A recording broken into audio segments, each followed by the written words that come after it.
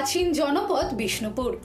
মাকড়া পাথরের মন্দির আর পোড়া মাটির সূক্ষ্ম কারুকার্যের জন্য এই শহর বিশ্ববিখ্যাত। কিন্তু বিষ্ণুপুরের মহিমা কেবল স্থাপত্যেই সীমাবদ্ধ নয়, এই মাটির সোদা গন্ধে মিশে আছে এক প্রাচীন সুরের ইতিহাস। বাংলার নিজস্ব শাস্ত্রীয় সঙ্গীতের একমাত্র ঘরানা বিষ্ণুপুর ঘরানার জন্মস্থানও এই পুণ্যভূমি। অষ্টাদশ শতাব্দীতে মল্ল রাজাদের পৃষ্ঠপোষকতায় এই ঘরানার পত্তন হয়েছিল। দিল্লির মোগল দরবারের তানসেন বংশীয় ওস্তাদ বাহাদুর খাঁ যখন বিষ্ণুপুরে আসেন, তখন থেকেই এখানে ধ্রুপদ ও খেয়াল গানের এক অনন্য ধারা তৈরি হয়।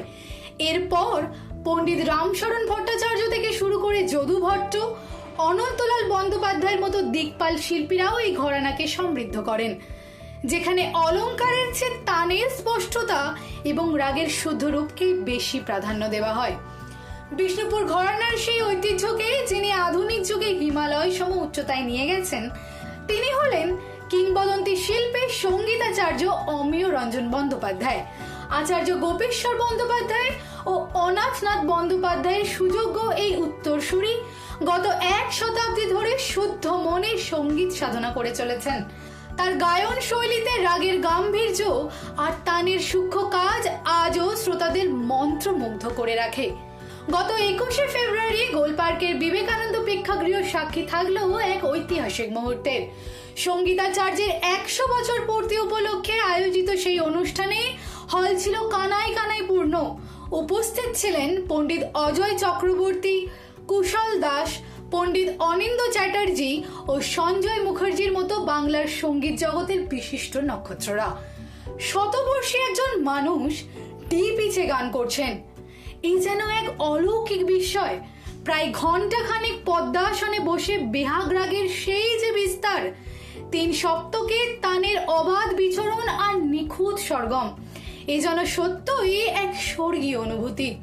দেখে মনে হচ্ছিল যেন কোনো এক দেবতা সম চিরতরুণ, হয়তোবা তিনি দেবী সরস্বতীর বরপুত্র।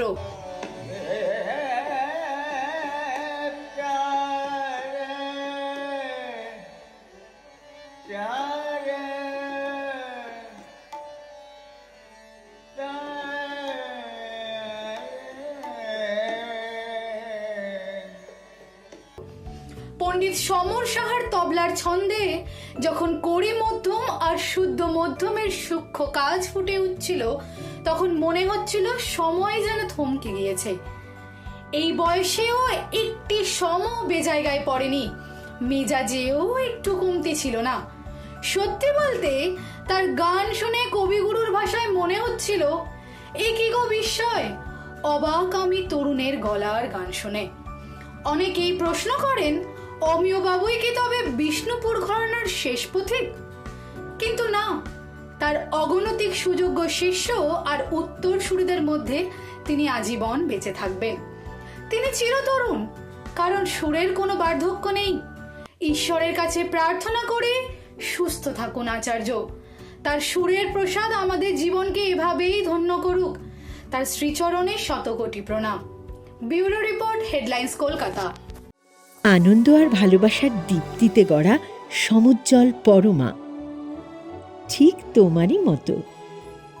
শ্যাম সুন্দর কোম্পানি জুয়েলার্স, আগরতলা, উদয়পুর, ধর্মনগর, কলকাতা।